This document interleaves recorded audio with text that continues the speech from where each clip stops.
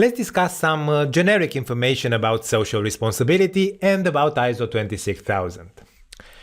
Social responsibility is a concept, of course, a concept that gained popularity in the last 20 or 30 years, but what does it mean exactly? Well, ISO, the International Organization for Standardization, defines it as the responsibility of an organization for the impacts of its decisions and activities on society and the environment through transparent and ethical behavior that contributes to sustainable development, that takes into account the expectations of stakeholders, that complies with the applicable law and is consistent with international norms of behavior, and that is integrated throughout the organization and practiced in its relationships. Okay, this is a comprehensive definition for social responsibility, but if we were to make things a little bit simpler, we could say that social responsibility is about organizations, corporations, companies, acting in a way that benefits society while, of course, pursuing their economic targets. Social responsibility is linked to sustainable development, as you have seen from the definition. ISO 26000 says that the objective of social responsibility is to contribute to sustainable development. So, what means sustainable development? Well, it means that our development should be able to meet the needs of the present, but it should do that without compromising the ability of future generations to meet their own needs. So we should not deny the right to prosperity to the next generations, and becoming more socially responsible will help us achieve that. Okay, now, what is the purpose of ISO 26000? Well, this standard is a little different from the popular ISO standards that you may be familiar with, like ISO 9001, ISO 14001, and the others. Why is it different? Because ISO 26000 is not a management system standard. It is a guidance standard as opposed to 9001, 14001, 27001, and so on, which are standards that include requirements. What does this mean?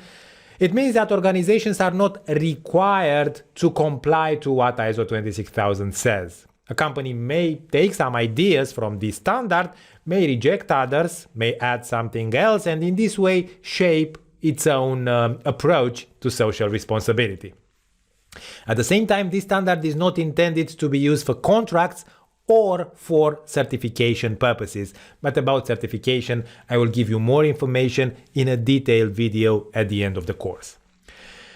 Who can use ISO 26000?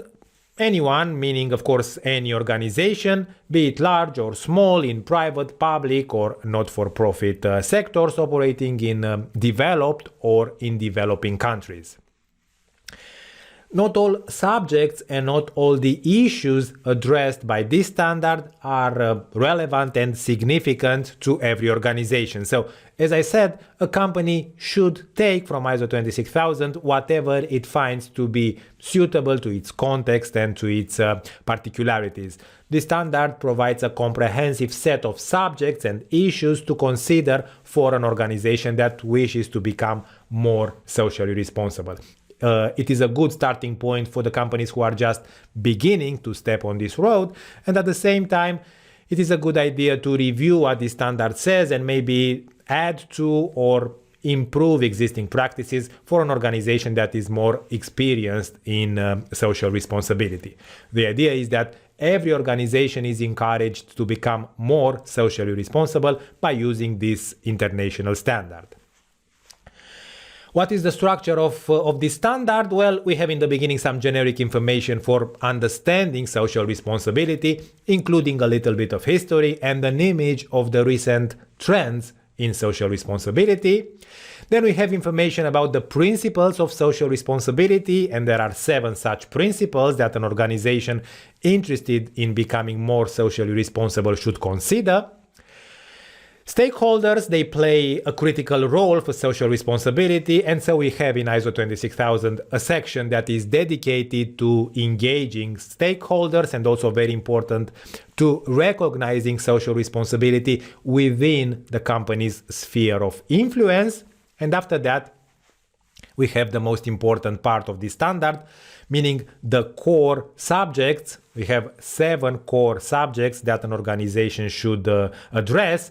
They are organizational governance, human rights, labor practices, the environment, fair operating practices, consumer issues, and the last one, community involvement and development. Finally, we have in ISO 26000 some guidance on integrating social responsibility throughout an organization, including here practices for integrating social responsibility, communication on social responsibility, or reviewing and improving an organization's actions and practices related, of course, to social responsibility.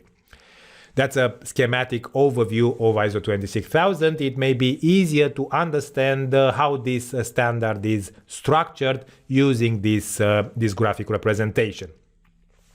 I have uploaded the picture as a supplementary resource to this video for your convenience, so you can download it from there if you need it.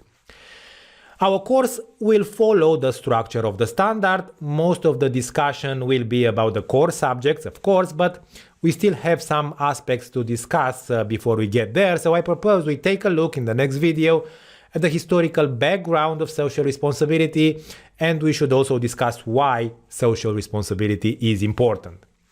One more thing I want to add here, ISO 26000 has been published in 2010, so obviously it is not a new standard. The question is it relevant today? And the answer is yes. Today, in 2022, this standard is still relevant. Last year, in 2021, ISO has reviewed this standard and it has decided that it is still relevant and it does not need a revision. This review process is a normal one. Every 5 years, a standard is reviewed to determine whether it is still adequate and relevant. If so, then it remains the same for at least another 5 years. If not, then of course the standard is revised.